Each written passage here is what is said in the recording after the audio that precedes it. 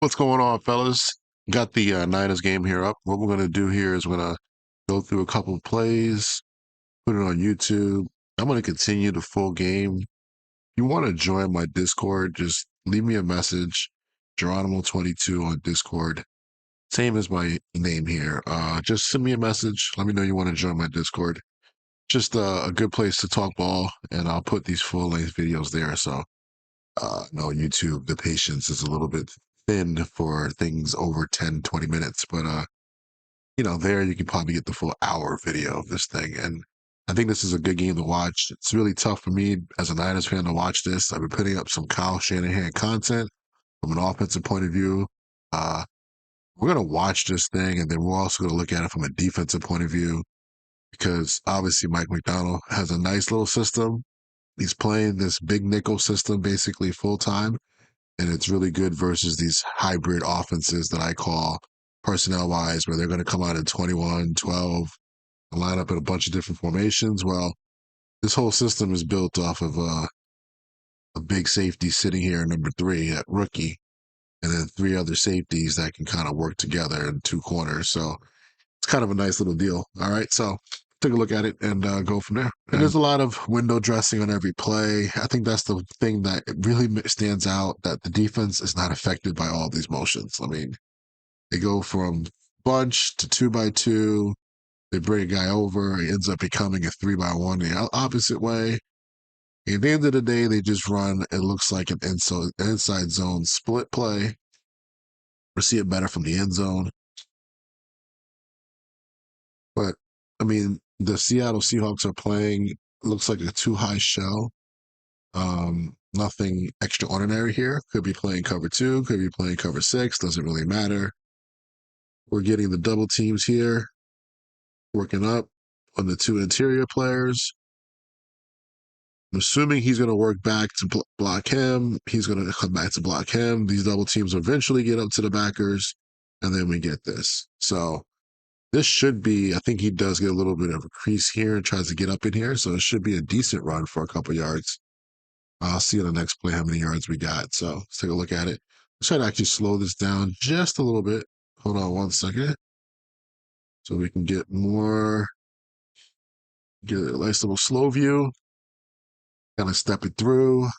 We won't go through every play this slow, but they actually shift their front to the right, which is interesting, but just changes the double teams a little. It doesn't change the double teams, they're the same.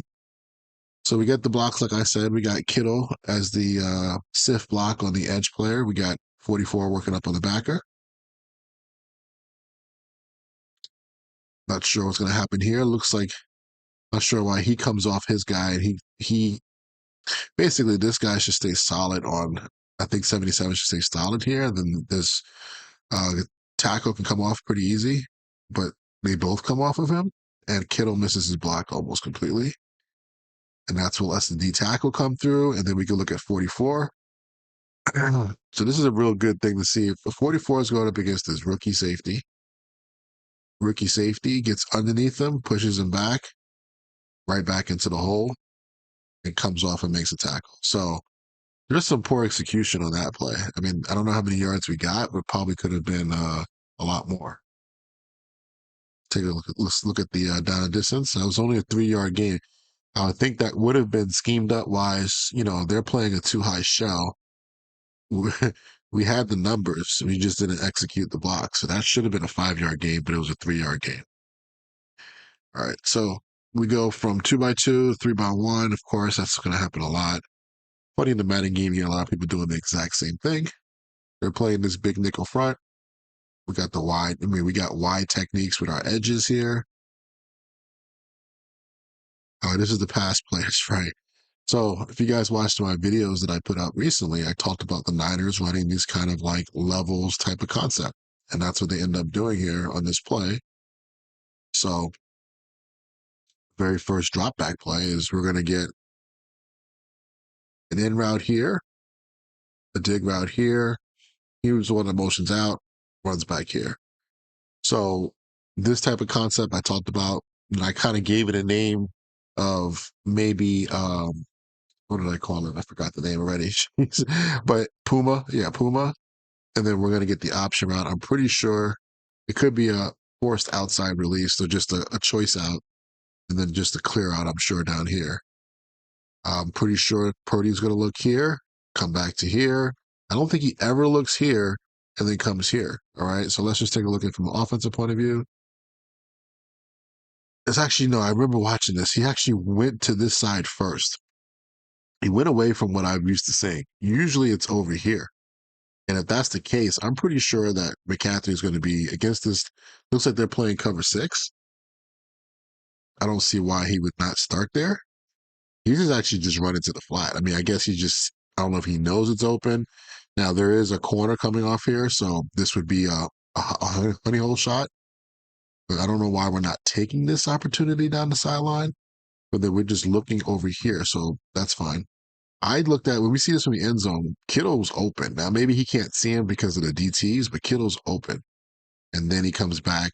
Now, this is not a bad read. It's just this quarter flat defender is going to be there eventually. He's not going to take. Let me take a look at this because 2 is actually vertical to the quarter flat. If 2 was to work in versus a quarter flat, he would end up taking this guy because 3 is in, 2 is in. He would take him. He actually worked inside leverage to kind of distract him. So that's where I was like, all right, well, if you actually did read this out, are you reading really the high low on this guy? Because this guy is breaking across into this window here, this player can kind of fall back, right? I don't think this is a bad read. He puts it on him pretty good, gets a couple yards, gets positive yards. Just not a great play maybe for this defense. You know what I mean? And now the more that I look at it, I don't know if it's cover 6. I think definitely cover 2 at the bottom. At the top, it could be cover 4. Hard to tell. The ball coming out this quick.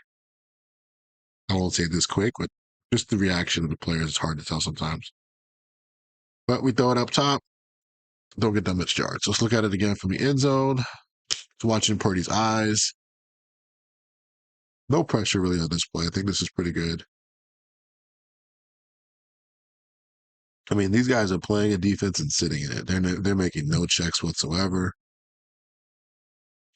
That's the thing. Purdy's just looking to the left the entire time. So thinking he's looking at Kittle first, but he kind of comes off of him very quickly. I mean, in this game, you want to get the ball to your best player. You'll probably get hemmed up, but I don't know why he didn't give it to him. But that's fine. And look at this window. This is the window that I don't think is part of the read. Because if he's coming off of Kittle this quickly and he's going to his next read, as soon as that guy goes on like this, I don't know why he's not already like putting the ball right there in that window. I have this route. You know what I mean? It's not really part of the progression. I know a lot of the China indie level concepts, the dig is kind of like not really taught to be thrown unless it's wide open later. But again, I'm nitpicking. It's the second play of the game. At least we have some decent plays that we recognize right off the top. All right, 3rd and 3. They come out and some sort of 3-by-1 motion, a 2-by-2. 15 is just going to come off the ball, but he kind of jogs half-ass, gets pressed, and he's just working an out route, right? They're just working that little quick out right there, and it's just ugly. Looks like the effort is low. You know what I mean? Yeah, but anyway, Purdy makes the right. I mean, he makes the read that he thinks he probably has the matchup. He's actually looking down the middle to kind of hold the safety. Then he comes out and throws the ball, thinking that he's anticipating 15 to win here. It's funny. He doesn't even come out of his break. I think he came out of his break, it'd be fine. So that's just really weird. And we can go back also. If I can see this again, I want to see the technique of the DB. Taking my time here, guys. See the technique of the DB. I mean, he got hemmed up so good. 27. He's playing inside. It looks like he's actually playing inside shade. Hard to tell.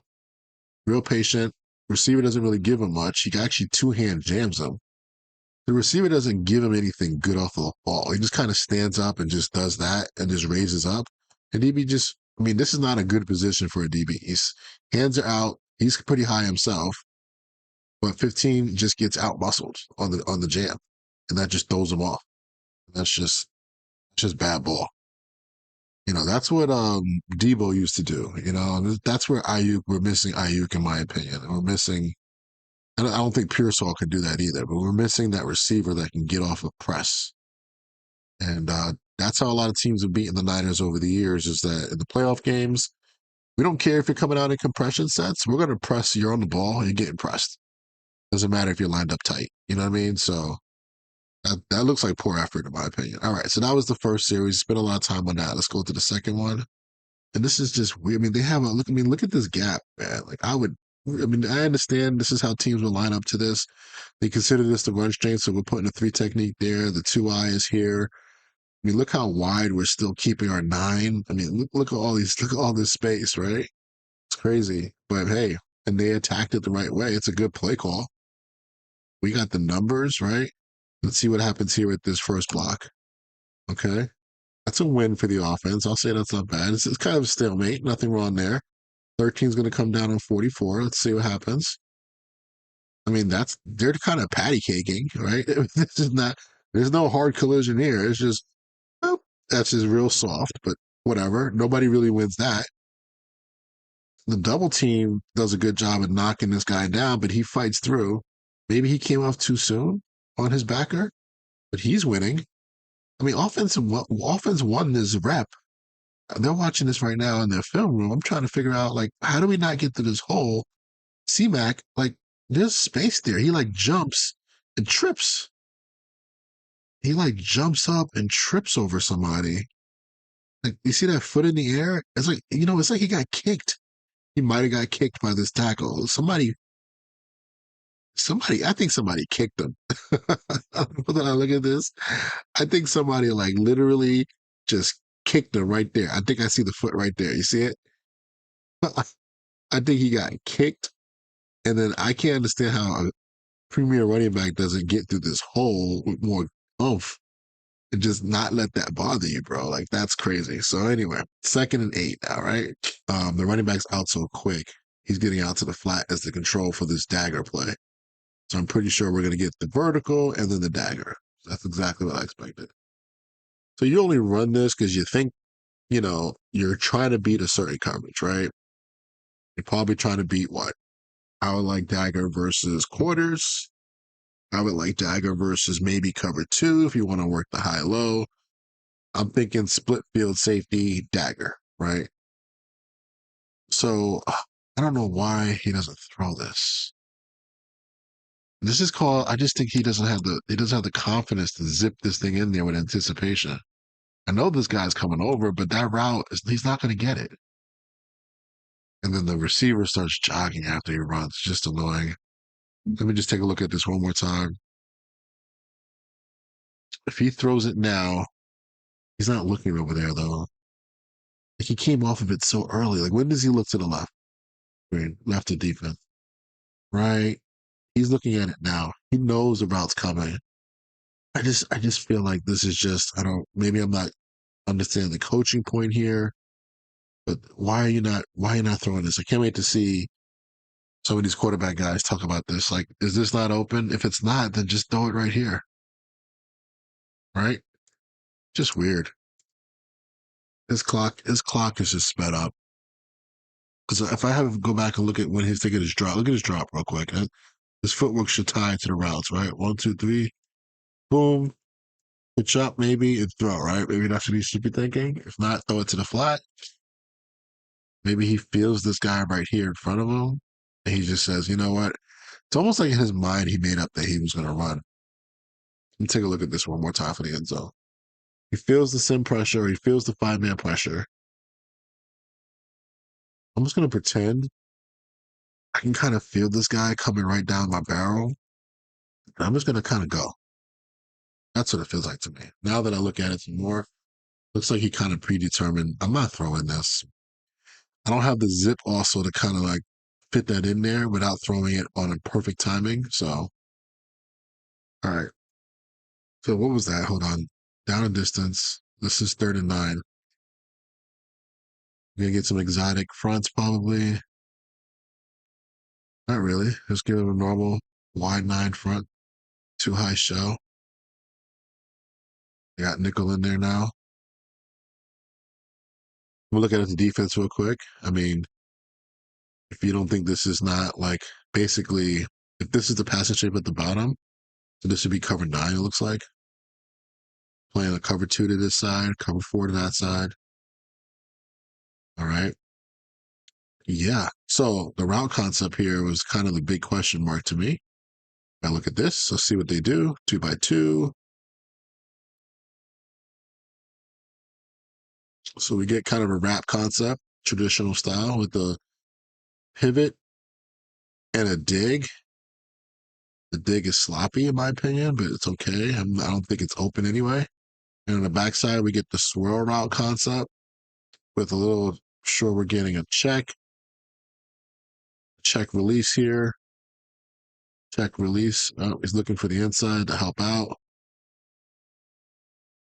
Thought he would be checking, not worried about the inside, but he is. He's helping. So we got all these blockers, right? We got a 3-man route, and look how many guys they have out there. So they have 4 guys in the rush. Right now we have 7 blockers. I know we're going to get a guy to the flat late, but we're just content to just say, all right, well, we're just going to run high-low, swirl. I'm assuming he's going to check down. He might do this, right? And against cover 9. So it's 3rd and 9, so he doesn't have to worry about it. He'll sink back and make a tackle if needed. The one thing I've noticed a lot of people do nowadays is like this guy here, the 3-rec, is not playing like a true 3-rec, especially if this guy's effing around back here. He's almost playing like a middle read player. He's getting a lot of depth. So like if that was your user at Madden, you can kind of like say, hey, it's 3rd and 9. I'm not going to sit here and play off the 3rd receiver. I'm just going to kind of sit here and sit in the middle. And then what we're getting up here, I think it's cover, what do you call it? 4 up here. So he's going to be the quarter flat, but he's going to play with depth over the top of this route. And this little swirl route, I don't know if it gets open or not. Let's take a look at it. If I was playing Madden, I told you guys I would think the swirl route should always win. Oh, I just think that's just a bad technique. Swirl route. Look at this. Look at this route. One step, and like he hopped into it, right? He didn't like run it. He didn't go give me 1, 2, 3. Like, look at this. 1, right? That's supposed to be, I guess, his step. 2, 3. And then like hurries up. And that makes the corner doesn't, the corner never had he never threatened the corner's leverage. Look at this. So the corner's there. He's just swatting on it, right? The only thing you can do now, I did think that the quarter flat didn't do a good job of keeping his width. Get the ball out to this guy, right? But what's happening is we got a lot of bodies around us, chaos, 4-man rush. He's not looking that side. He's actually starting the progression over here to this side. This side would be probably his late progression side. When he had to avoid that guy right there, I don't know why he doesn't just kind of reset and throw it to the flat. He's staying on this side of the field. So QB guys can tell me why he's just sitting on this side. He just kind of like avoid it. He said, I'm going to throw that guy. It's not the wrong answer because it's the same thing as the other one. Corner has to come up and make a tackle now, which I think he does. And this is the one thing that we're missing. We don't have the guys on the field to make people miss as we usually do in the West Coast. We kind of have subpar people playing out there at the receiver spot. I think that's Jennings, who's been hurt this year. 5, I forgot. I don't know if that's Robinson, but he's average route runner. Look how he he doesn't sell that route at all. This is the art of route running. Like, look, the corner doesn't believe it. It doesn't give him anything. This is fine. I mean, kind of tippy toes out of it. He's waiting for the ball. There's no moves. There's no nothing. There's no burst. Like, catch the ball, give him something, then get upfield, rip upfield. He's kind of like tippy toeing, like he's playing on his toes. It's just, oh man. Anyway, that's a long series, man. I think I spent like 30 minutes on that stuff. I'm going to keep on going for the guys who are not on YouTube. I'm going to go a little faster because it'll take me forever to keep on going in this game. But there's just a lot of just not clean football. And I don't want to make excuses, but the players, everybody from Kittle Kittle hasn't really had an opportunity to make a play yet, but C-Mac getting kicked or falling down. 44 doesn't look like any type of, he's not getting any explosion in what he's doing. And those receivers are just not running routes crisp. And then I'm not sure what we're doing from a read standpoint.